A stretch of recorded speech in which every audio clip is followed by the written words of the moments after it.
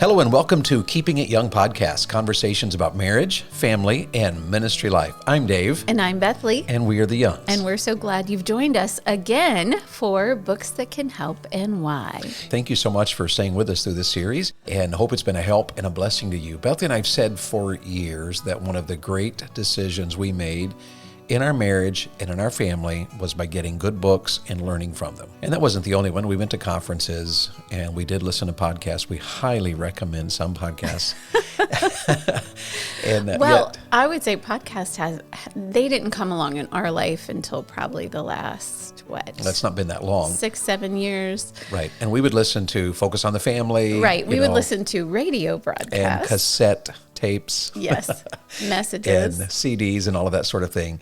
And but the books have been a great asset to our marriage, and they've been a great asset to our raising children. And so we are very partial towards books. In fact, most of the kids in our family are as well. And we have a couple that are less apt to lean towards books, but we have a few that are kind of extreme about books. Yes. And so that's books are just a very important matter to us. And so right now we are in the middle of this series of books that can help and why. And over the last couple of weeks, we've been looking at the DNA of parent-teen relationships by Gary Smalley and his son, Greg. Right. And it's subtitled Discovering the Key to Your Teen's Heart. This is just one of those books. There are several other books when people ask us about, getting help for teenagers, we almost chose to go through Passionate Parenting by our friend Carrie Schmidt. Mm-hmm. That is a dynamite book. There are a number out there, but this one I really enjoyed. It was a little bit different for me, and yet it was there's so many things I learned from it and have used in encouraging other people. And I know several people that have said, well, I never thought about that, and then have put these things into practice, and it has made a difference. Well, it lays out in black and white what we don't know how to put into terms, and in the whatever issue that we're dealing with teenagers. And so it's right there on the page, but then it doesn't just lay it out so that you're going, oh yeah, me too. It also then follows it up with practical and biblical help. Yes. So we've had 2 sessions looking through this book already, and there's just so many things we could have covered. We covered chapter 3 about keeping our anger levels low, and that's so important because anger is just one of those things that we continually deal with in marriages and families and in life itself, especially for some reason in the culture we live. And then part 2, we talked about chapter 5, how to argue with teenagers and come out as closer friends. Mm-hmm. And that's the one where we ended last week with Bethany not quite agreeing with me on the drive-through talking. It is a good method, and we do talk through it when we're talking with parents and kids, or we use it more often in marriage counseling, I guess, so that husbands and wives can learn to really listen to one another. And that's the whole point of it. The idea of the thing, it can sound a little cold and sterile. But it's the idea of it's not to be cold and sterile. Right? Here's your, peace pipe. You can talk while you're holding the peace pipe or whatever it is. It's your peace pipe. It's not that idea at all. It is we don't smoke, people, just so you know. Well, I don't. Oh, wow. Just kidding. It's not that idea. It's not this cold, sterile idea. It really is learning how to listen to each other in the spirit of James 1:19. Right. Where we're to be, quick to hear and slow to speak and slow to wrath. That's the idea behind it. Today we really have, 3 more chapters maybe to look at here that kind of stood out to us in the book. Chapter 6 is about finding the best solution in conflicts. And he literally says to any conflict, which I thought that's pretty big. It is. And then we want to talk about chapter 7 a little bit because chapter 7 talks about democracy bringing responsibility to the home. And then chapter 14 is about leaving home in honor, about sending our children out once we're done training them. Right. And so those were 3 chapters that stood out to me. Let's jump into chapter 6 today, finding the best solution to any conflict. And he defines it like this. He says, making wise decisions is having the ability through discretion and extensive knowledge to sensibly discern and judge something before receiving and acting upon it. To me, that was a whole lot of words right there. It is. You kind of have to listen to it. Maybe we can read it one more time and just kind of break it down. Yeah, it's about making wise decisions. Yes. So you're making wise decisions through discretion and extensive knowledge.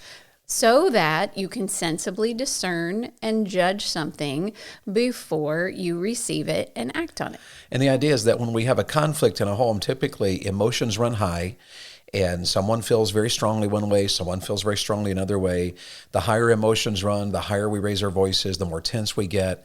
The whole point of this chapter is to lay out a plan so we can make a wise decision. Right. So we can hear the conflict through, and we can have discretion, we can have knowledge before we make the decision on, okay, here's what we're going to do about it. We can discern and think things through before we receive the answer and act on the answer. It really is a kind of a wordy thing there, but he talks about this chapter because, in his opinion, power struggles cause the most issues with teens. Now, I thought about that because I thought, we've raised 4 teenagers that are now in their 20s, almost 30s, and we have 1 teenager still at home.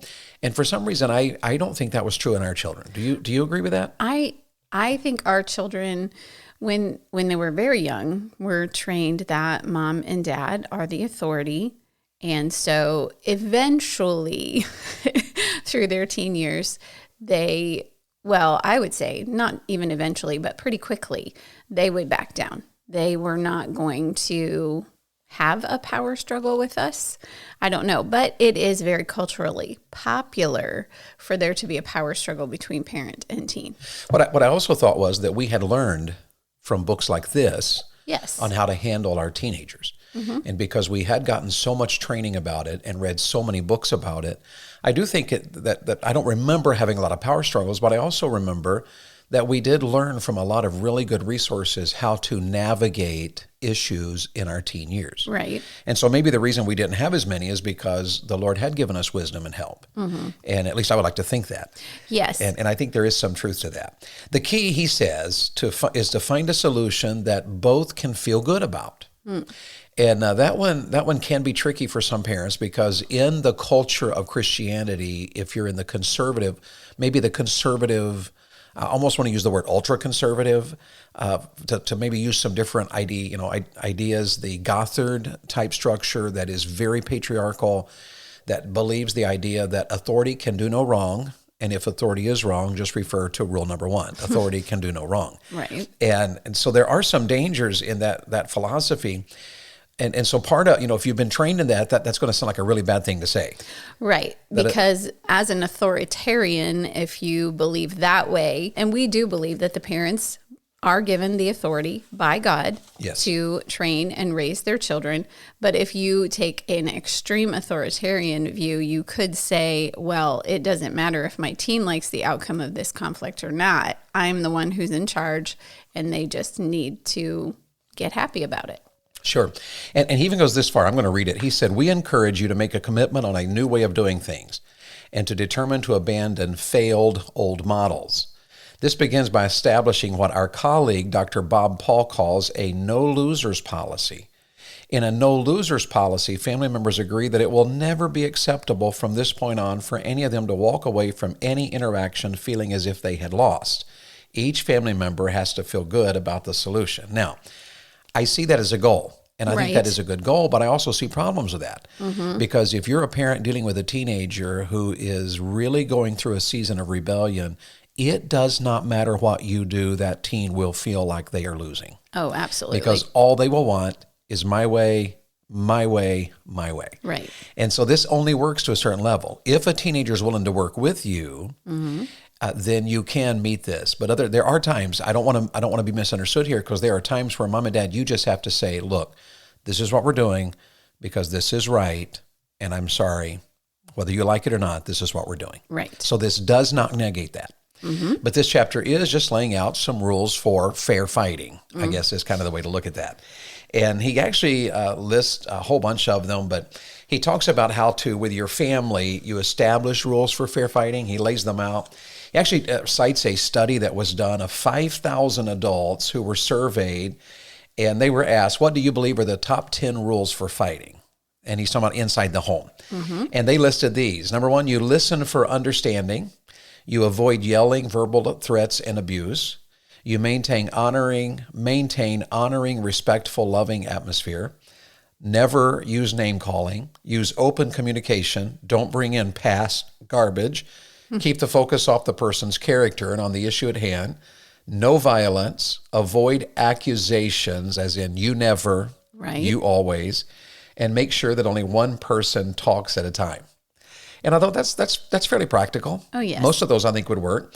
He said, the calmer the argument, the better you have of an honoring outcome. Mm-hmm. And that is always true, whether you're arguing with a customer service representative, whether you're arguing with a boss, an employee, or your wife, your husband, your children. Yes. Your parents. It's always true on that end. Yes. And then he lays out 8 steps for making wise decisions during conflicts. And I'll just kind of highlight them. Okay. You can comment on them. Number 1, he said, remember you're on the same team. Yeah, absolutely. And I guess that's an easy one. Clearly define the problem issue and the facts through listening to each other. That goes back to James chapter 1. Any thought on that one right there? Well, it goes back to his definition also that making wise decisions is having the ability through discretion and extensive knowledge to sensibly discern and judge Sure. before you react. Yes. And then he says, don't be impulsive. Make sure you have all the facts before you decide. And moms and dads, that can be a hard one because sometimes in our busy culture, teenagers rarely cut to the chase. Teenagers will talk about all kinds of things in the middle of an issue. They bring up emotions. Once a teen starts bringing up emotions, often they will say things they don't mean, and they will say things that later they will not know even how to make right because they know they shouldn't have said it that way. Right. And so it really does work to get through all the facts and think it over. He said, number 4, you should pray and seek wise counsel. Mm-hmm. And I do agree with that one. I do too. And we've had many people in our life that we felt very confident and comfortable calling them and saying, hey, we got this situation with our children. Oh, yes. And one of the big ones I remember that really stands out is we had an issue where we were wrestling through a little bit with our son Matt and our daughter Kareth. And they were dating. Her daughter-in-law. Daughter-in-law. Yes. They were dating, and we were a little bit like, okay, what should we do here? They're young. They got a long way to go. Our idea was you got to finish college, you got to get out, and they were very, very much in love and very interested in each other, and we were concerned about that. And I remember calling our friend, Pastor John Ray in Indianapolis, Indiana, and I said, what do you think we should do? And he said, let them get married. And I remember thinking, now that is silly. They're both in college. They can't afford it. This is ridiculous. There is no way. I heard him out, and then I thought, I'm going to get a second opinion. So we called our friend, Dr. Dave Tice, in Las Vegas, Nevada, and I said, what would you do? And he said, let them get married. And so really, we had not even considered that. But the council, there was an issue. We were concerned. It wasn't like we were having an argument. There wasn't a huge issue like that. But the point was, what are we going to do about this? And by getting good counsel, we got good answers, and we were able to cross that line. Yes. So I think that's always a good one. Where else do you think people can find counsel? Well, if you have godly parents who have been there, done that. I know when my parents were still alive, we could ask them questions. And I know that those Titus 2 relationships, which Titus 2 does address men and women. So older men and older women in the church, going to them, you can also find wise counsel in the Word of God. He also then listed that here's one of the ways you find a solution to a conflict. You create solutions by brainstorming together a pros and con list. What are the positives? What are the negatives? Right. And you look them through. He said you agree on one or more of the solutions. And basically, you just have to think it through to where, okay, which solution do you think is best? Which do you think is best? And you keep coming to the idea as rationally and calmly as possible. Yes. And probably, just because I know how people are and I know how you think, probably some of this is written obviously from a male's perspective. Right. But it's good for everyone just to read it and go through it, because often we as parents, because we are busy, we want to solve the conflict right away. And so we're like, absolutely not. You're not doing that anymore. Go to your room, or you're grounded for a week, or you're not going to hang out with your friends, or, whatever. And so we just want to boom, take care of it. And this book helps you to know that you need to slow down. Yes. And treat your teen with respect and have a conversation with them. And honestly, just having had some of these conversations with our teens as they were growing up, and even with Charity, they respond so well to you sitting down with them and as the definition talks about, having discernment, getting all of the facts, knowing what you're talking about, and talking them through that, then they respond so well to that they really, they know when they've stepped out of line. They know when they've been disrespectful. They know what's the right thing to do. They will agree with you. Yep. Okay. This is the solution that we need to come up with. And they just go along with it. Yes. Unless, of course, like David said before, if we are dealing with a child who is in rebellion, they are not going to agree with anything. Yes. And he does list two other things here I think are just very good. And one of the things he says is write down the agreement. Mm-hmm. When you and your teen have a huge issue that you've had a massive conflict and you've resolved it and you've come to an agreement. This is what we're going to do. This is what will happen if we don't do it. You discuss all of that. Write it down. So that at that point, everything is clear. This is what we're going to do, and we all agree on it. Right. And then he said, if all else fails, he said, make sure you call for help. Mm-hmm. And then he does mention one other here, to make sure that we deal with the emotion of anger after the conflict is ended. Mm-hmm. If there has been resentment and anger involved, that's an important one to handle because anger always gets bigger. Yes. And it'll do a lot of damage. And probably in the heat of things, both of you need to apologize for things. You need to make things right and make sure before you leave the conversation that everyone's heart is at peace. Absolutely. So now we are going to run out of time today, but before we do, let's jump into chapter 7. Well, I was going to give an illustration go ahead. This. We honestly did not deal with huge conflicts as our kids were getting older and even in their teen years. We would talk things through with them. And, if there was an issue, sometimes it was just sheer disobedience on our child's part and they knew it and they fessed up to it and then that was over. But there came a time in our boys' lives as they were getting older, as they were just stepping into those teen years, where the boys and I would start to have some conflict.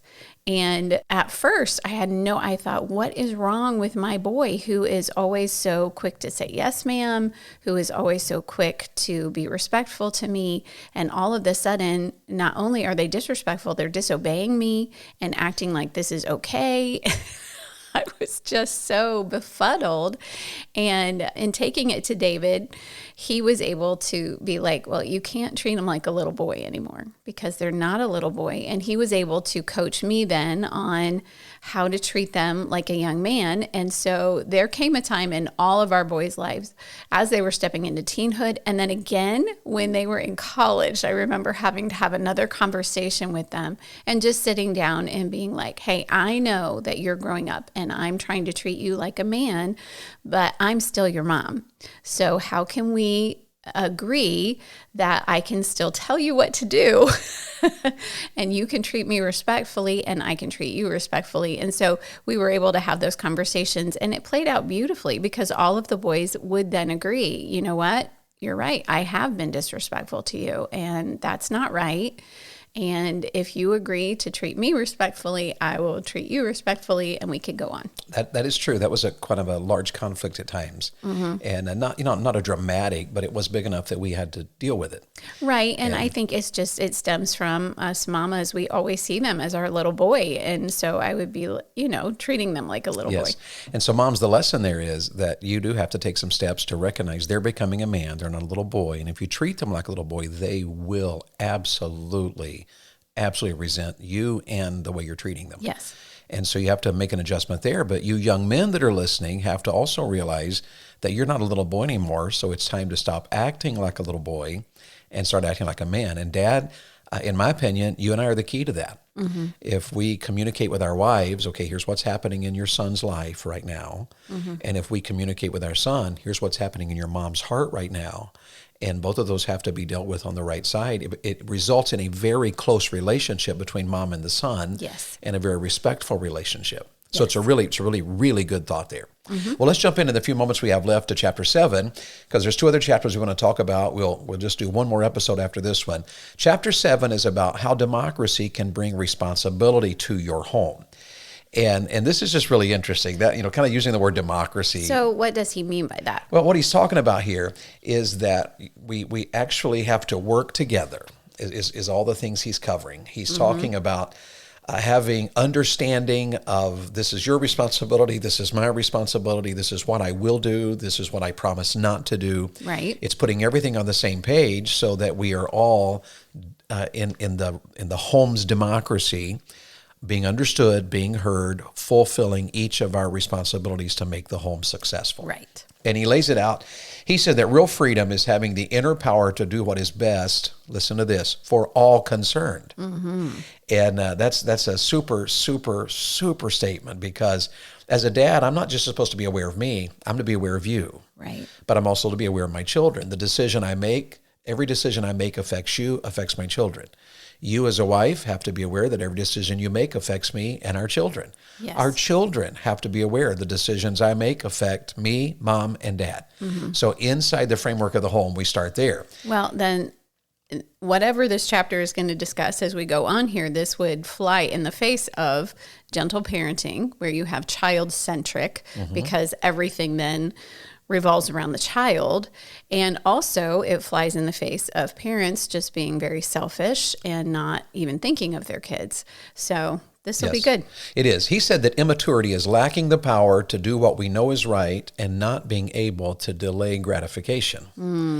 And that's a really hard one for our culture. Yes. Because there's a lot of things we know is right, but we just don't have the power to do it. We know we should, spend more time doing this or less time doing that, but we just don't do it. Right. So what I thought when I heard that statement there was that we live in a very immature world today. Oh, yes. And a lot of the reasons marriages struggle is because of immaturity. A lot of reasons parents and teens struggle and siblings struggle.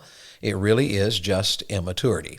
So this is the chapter where they talk about making a family contract. And this was really foreign to me in one sense. And I had never seen anybody really do this until we met with our friends, the Dickmans. Right. And our friends, the Dickmans, came up with kind of a family motto and family, they had things, this is what we're going to do. They wrote things down. It was almost like a family covenant. It almost was. And it really was a really good thing. So on page 118 of his book, he lays out why they have one. And then he says, here's why you can develop a family contract.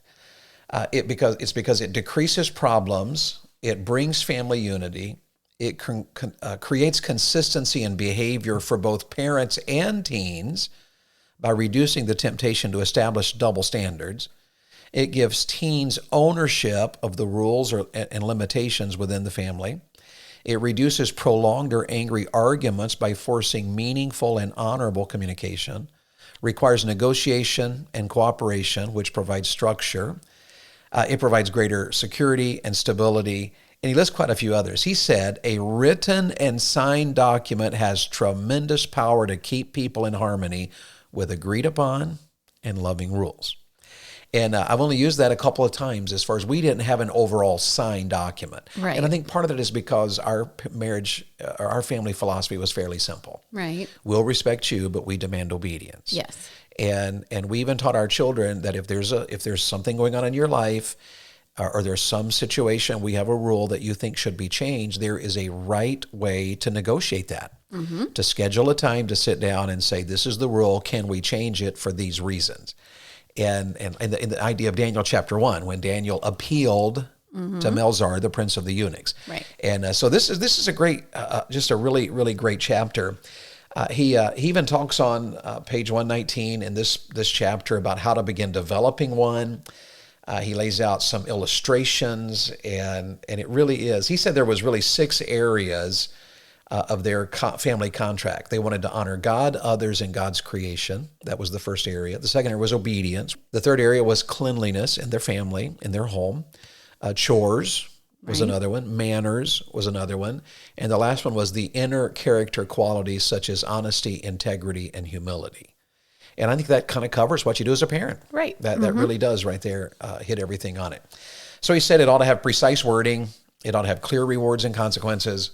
Teenager and the parent should co-create if we're going to have one of these. Right. And then he just lists all the things that just discuss so many issues in here. Like he said, our kids should be able to ask questions. And I think we agreed with that, right? Oh, yes. Oh, yes. We always wanted our kids to be able to say, why are we doing that?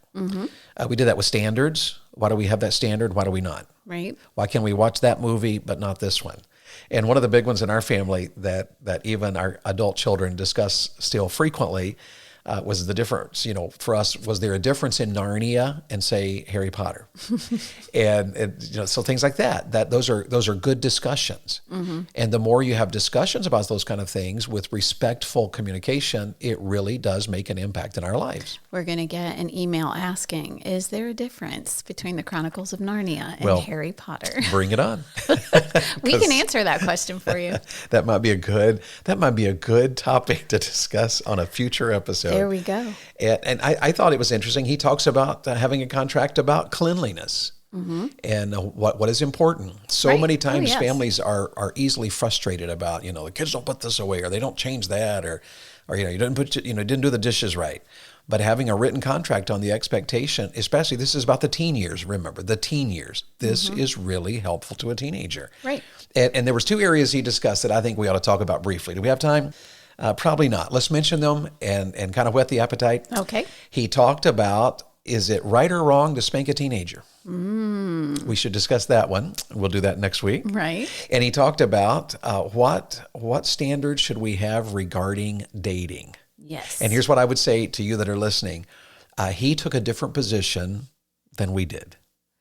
And so we'll be happy to tell you our position. In fact, we have episodes on our position regarding dating as teenagers, but we'll also lay out his. And he made some very good points that are worth all of us considering. Right. So if you'll join us next week, we'll finish our evaluation of chapter 7. We'll talk a little bit about chapter 14. We're helping our kids to leave the nest well, to move out into their adulthood. And we will finish this evaluation of the DNA of parent-teen relationships. Yes. All right. Any final thought? I don't think so. I think we can hit it next week. Absolutely. Thanks for joining us today. Of course, you're listening to the Keeping It Young podcast, and you can find us on social media. You can also visit our website for over 300 episodes covering every topic imaginable. And that's, of course, the keepingityoungpodcast.com. Whatever else you do in the week ahead, make sure that you serve the Lord with gladness.